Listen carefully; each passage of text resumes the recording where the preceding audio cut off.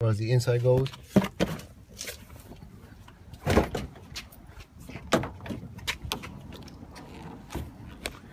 And then as far as the engine itself, the wire harness for the engine side, I used my OEM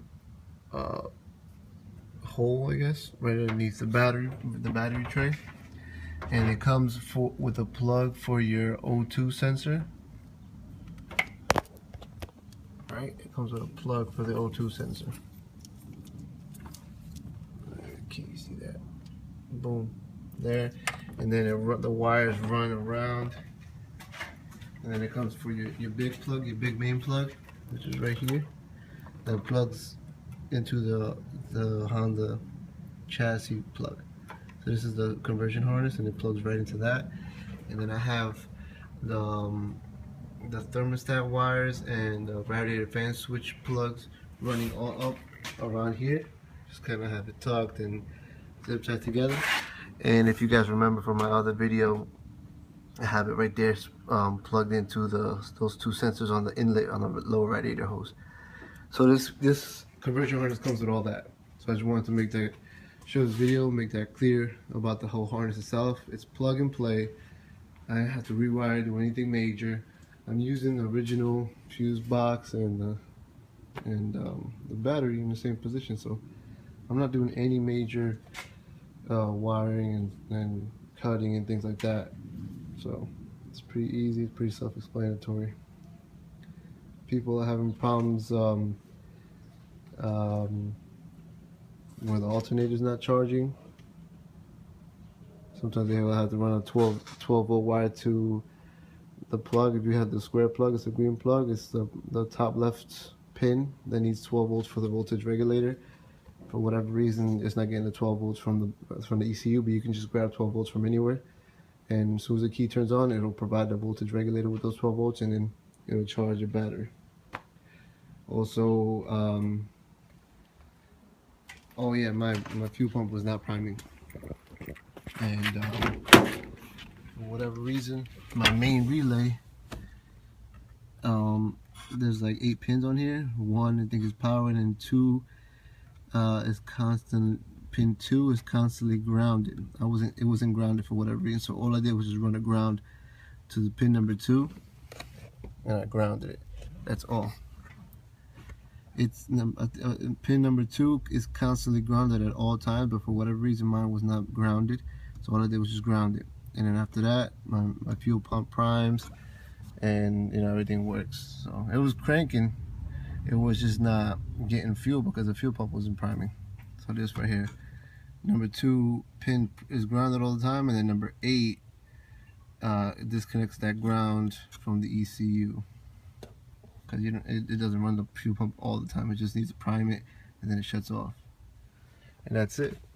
No major wiring. Oh, then then it also comes with the DLC, which I just ran from underneath, and then you have to just also splice into the wires on your OEM DLC. But that's it. I just have a wireless data reader, so that I can make sure that everything's reading right. And so far everything's good.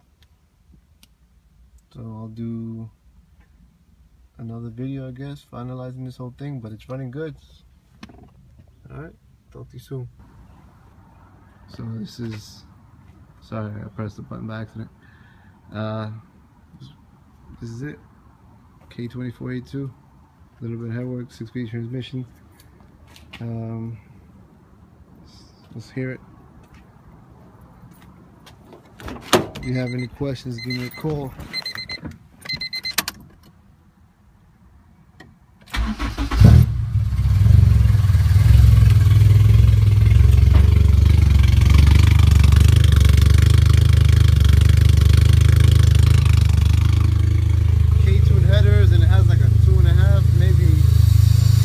Or 3-inch piping all the way back, straight pipe,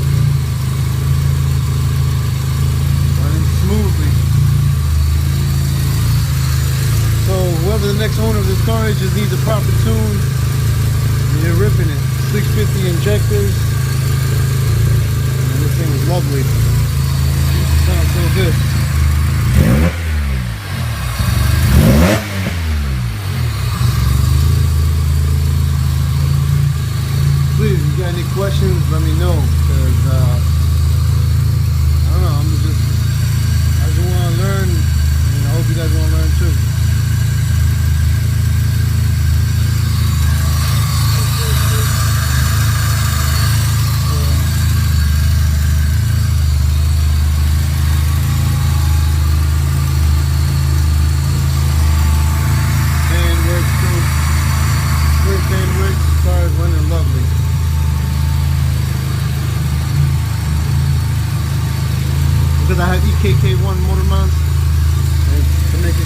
much. I just cut right here, cut right here, and then cut right there.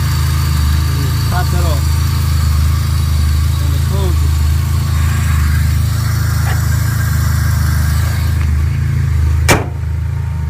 Nice and smooth. So there you go. Whoever wants 9,000. Rims alone are worth like $1,200.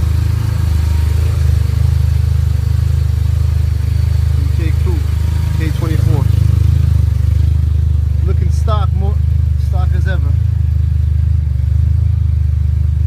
Check engine light is on only because I have disconnected the TPS and the map sensor because I had it running rough. Hold on. Okay, so because this is stock ECU, it's not K-Pro or anything like that. TPS is not giving the computer good readings, I guess because it's a complete swap into another car, I don't know. So it was just a rough idle, and I cleaned out the IAC and everything like that, and I simply just disconnected the TPS and the map sensor. So that's why the check engine light's on, but now it's revving underneath 1,000. Before it was going in between 1,500 and 2,000. Kind of revving up and down. So TPS and map sensor, I just disconnected. That's why the check engine light's on. And so now it revs smoothly. Before it was just revving up and down. It was kind of obnoxious, but I test ran the car just to make sure it performs like it should, and it's working like it should. So yeah, there you go. Alright people, it was a nice I don't know, experience I guess, but just let me know if you guys have any questions in regards to anything specific, wiring harness and things like that. Very specific, maybe like the alternator. Some people are having problems where the alternator is not charging, and things like that, whatever, I don't know, but there's no major hacking and things like that. I mean, this is all OEM. So this is just a daily driver. I mean, it could be a project car for anybody, just send out the computer to get K-Pro'd, and then you're off on your own. But other than that, this is a daily driver. It's looking good, no leaks. I even got the heater hoses in there, so you got heat in the winter time and things like that. Nice short ram. Yeah, sitting good. Alright, it was a pleasure. Take care, God bless, peace. Again, if you have any questions, let me know. This is going up for sale.